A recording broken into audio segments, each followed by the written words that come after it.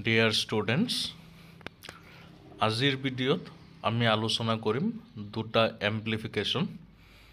অষ্টম শ্ৰেণীৰ second unit test পৰীক্ষাত এই দুটাৰ পৰা এটা তোমালোকৰ আহিবই। অষ্টম শ্ৰেণীৰ যিসকল ছাত্ৰ ছাত্ৰী আছা তোমালোক সকলোৱে লিখি লৈ শিকা, পৰীক্ষাত কমন পৰিব। এতিয়া বলা ভিডিঅ'টি ষ্টাৰ্ট কৰোঁ।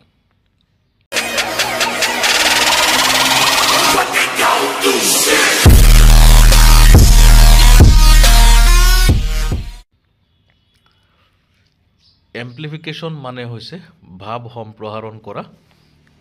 অসমীয়াত যেনেকৈ ফকৰা যোজনা আছে তেনেকৈ এটা সেন্টেন্স দিয়া থাকিব, এটা যোজনা দিয়া থাকিব, প্ৰভাৰ্ব দিয়া থাকিব, হেতু তোমালোকে বহলাই লিখিব লাগিব। প্ৰথমটো ইয়াত দিয়া হৈছে United we stand, divided we fall.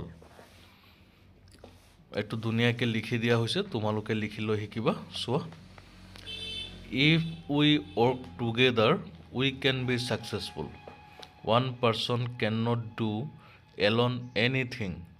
He, she requires a team to accomplish particular goals. It is an old proverb that has relevance even in the current times. When a group gets divided, each of its members falls. This is so because unity is essential to carry out specific tasks. Since childhood, children learn various stories on integration.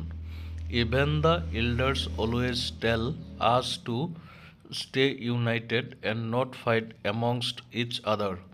This is so because everyone is aware of the fact that unity is essential in every field to get successful. One should always remember that if we stay united, things will be easier to achieve. এইটো হৈছে এটা তোমালোকক আলোচনা কৰি দিয়া হল। তাৰ পিছৰ আৰু এটা হল, চোৱা, self help is the best help. The proverb self-help is the best help emphasizes the importance of self-reliance and taking initiative on one's own life. It suggests that the most effective way to overcome challenges and achieve success is to rely on our own efforts and inner strength rather than waiting for others. At its core, the proverb encourages individuals to take charge of their lives. It underscores the idea that while external support can be beneficial, the most reliable solution comes from within. By developing self-discipline, resilience and problem-solving skills, we become better equipped and achieve our goals. এই দুটা এমপ্লিফিকেশন তোমালোকক দিয়া হল।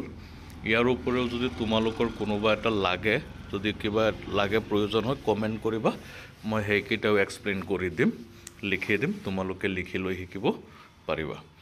গতিকে আজিৰ video' ইমানখিনি। ধন্যবাদ থাকিল সকলোলৈ।